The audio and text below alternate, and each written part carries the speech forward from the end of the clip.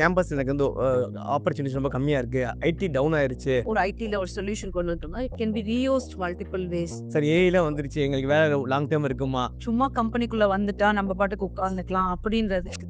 ஐடில வந்து ரொம்ப வருஷம் இருக்க முடியாது. 5 வருஷத்துக்கு மேல சர்வே பண்றது கஷ்டம். 10 வருஷத்துக்கு மேல சர்வே பண்றது கஷ்டம் அப்படின்னு நெறைய சொல்றாங்க. And it was not 1 year 2 year 16 வருஷம் நான் ஒரே கம்பெனில தான் ஒர்க் பண்ணேன். IT can never go down. Amazon try பண்ணேன். And I was able to crack through. Hi guys. இந்த வீடியோ வந்து கண்டிப்பா வந்து ஒரு இன்ஸ்பைரிங் வீடியோவா இருக்கும்னு எக்ஸ்பெக்ட் பண்றேன்.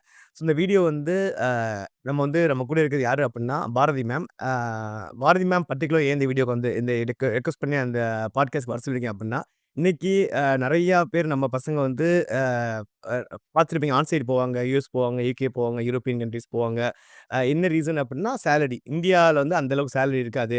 ஸோ நம்ம யுஎஸ், யுகே போனா தான் க்ரோர்ஸ் கணக்குல சம்பாதிக்க முடியும். இந்தியாவில வந்து க்ரோர்ஸ் சேலரிலாம் கிடையாது. 10 லேக்ஸ் 20 லேக்ஸ் சேலரி தான் வாங்க முடியும் அப்படின்னு ஒரு மித்து இருக்கு.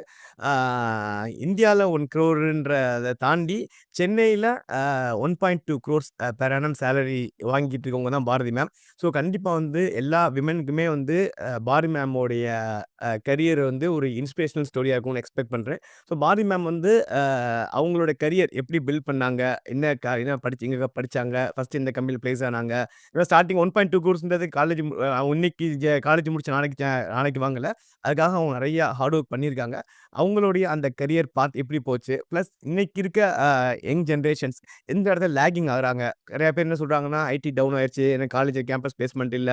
இன்ஜினியரிங் படிச்சாலே வேலை கிடைக்காது. அப்படின்னு நெறைய ஒரு மித் பரவிக்கிட்டு இருக்கு சோசியல் மீடியால. ஸோ அதுக்கான டவுட்ஸ் எல்லாத்தையுமே நம்ம வந்து இப்ப பாரதி மேம்ட்ட கேட்டு தெரிஞ்சுக்க போறோம். Hi ma'am. வெல்கம்.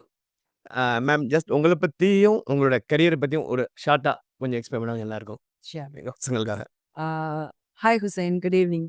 என்னை பத்தி சொல்லணும்னா நானும் எல்லாரும் நிறைய பேரை கூட இங்க ரொம்ப சின்ன டவுன்ல இருந்து தான் பிறந்து வளர்ந்தேன். அண்ட் எனக்கு சின்ன வயசுலேருந்தே படிக்கணுன்றது ரொம்ப பிடிக்கும்.